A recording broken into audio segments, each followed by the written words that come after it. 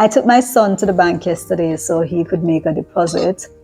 And while there, he said to me he wants to make a withdrawal because he wants to buy himself an iPhone. And I look at him and I'm like, huh? Who taught you that?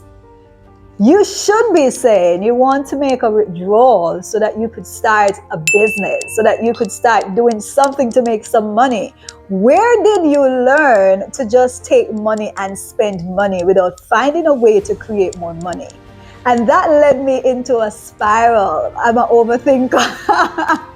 So that led me into a spiral of thinking about where we learn how to deal with money. I know growing up, I did not learn the right ways to use, to apply money. And so I had the wrong philosophies around money. I had to retrain myself around it. One of the resources that really helped me with this is The Richest Man in Babylon. And even the Bible. If you read the Bible, there is somewhere in Proverbs, I believe it's Proverbs 19 or 20 thereabout, where it tells you that the fool spend all he has. Now, if you read The Richest Man in Babylon, it talks about saving or putting away at least 10% of what you earn, and then you use that to invest into something that will make you more money, and then the money from that you reinvest and you keep reinvesting. Now, we don't tend to have that structure because it takes us a little bit longer to get to the flaunting. We want to flaunt, we want to act as if, but no, you want to delay that flaunt and get yourself in a position where you're really financially secure. It took me some time to learn this. So I'm going to be honest, because I was not trained to think about money this way. And a lot of you possibly watching this, you weren't trained how to deal with money, to properly apply and use money, because you watched your parents, they went to work, they made money, and they spent all they had.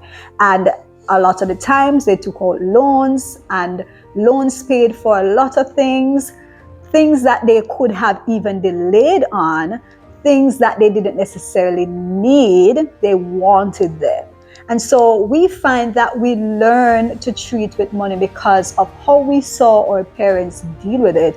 But as you become older and you decide that you want to become financially free, you want to be wealthy, you do have to start studying the wealthy, see how they treat with money, and it's certainly not earn and just spend on frivolous things. It's earned, save, invest. That's the structure. And it's not a save for a hoarding, it's a save for investment. You make your money make more money for you, and you keep reinvesting until it gets to a place where you have so much overspill. That's when you flaunt. And so I had to go and get into a whole teaching lesson with my son, because I see all of these teaching moments.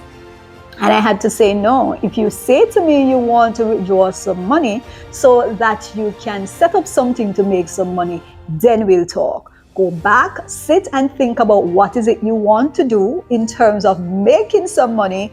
Then we'll have a conversation. Then you can make that withdrawal. Until then, you're going to leave that money, allow that money to grow so that you'll have more money to invest into whatever you're thinking about.